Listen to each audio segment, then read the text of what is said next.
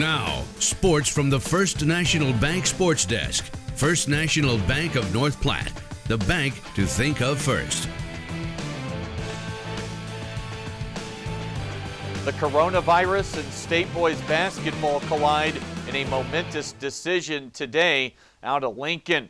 Lincoln and Lancaster County health officials, along with the NSAA, made a huge decision this morning. The boys state basketball tournament will go on, but with limited fan access. Due to coronavirus fears, the decision was made to limit fans in the stands to parents, siblings, grandparents, and spouses. School athletic directors will be in charge of putting those pass lists together. Working media will also be allowed to attend, and we will have the Scottsbluff versus Alliance game tomorrow night as scheduled. Since the games will be played, let's get to it. A then positive and upbeat fan turnout this morning for the Scottsbluff boys as they headed out of town for Lincoln. For the Cats, it's their 9th appearance in the state tournament in the last 10 years, a staple program around the state. I turned the camera over to senior Sebastian Harsh for a quick moment this morning. He asked head coach Scott Gullion about the blowout loss last year to eventual state champ Pius and their ability to try and bounce back at state this season.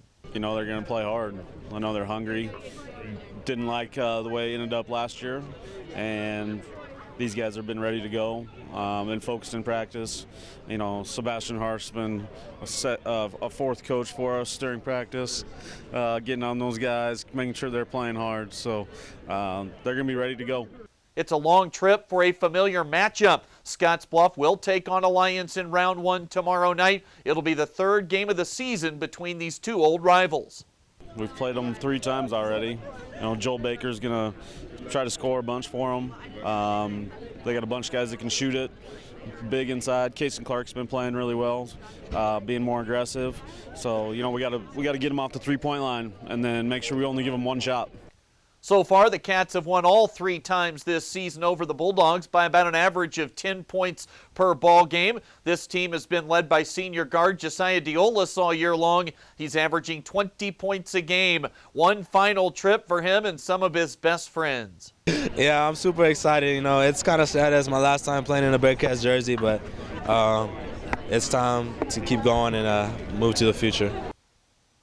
We'll have round 1 coverage from the Devaney Center as scheduled tomorrow night on 106.9 The Trail, streaming online as well. That'll get underway at 5:45 for pregame. 5:45 Mountain Time. Should be a surreal atmosphere and environment for boys state basketball tomorrow night. Scottsbluff and Alliance tip off in Lincoln at 6. It's a long spring break road trip for the WNCC baseball team. They changed up the schedule due to some weather concerns down in Arizona today. Instead of 1 game yesterday against South Mountain Community College, they played 2, lost both, and now they get today off before games Thursday, Friday, and Saturday down in the Phoenix area. And schedule changes again for the Cougar softball team this weekend. Here's how it looks after some adjustments to the weekend schedule were made yesterday. Softball looking to bounce back from dropping 3 of 4 last weekend at home to Western Texas College. Cougar women's basketball leaving this weekend for Lubbock, Texas,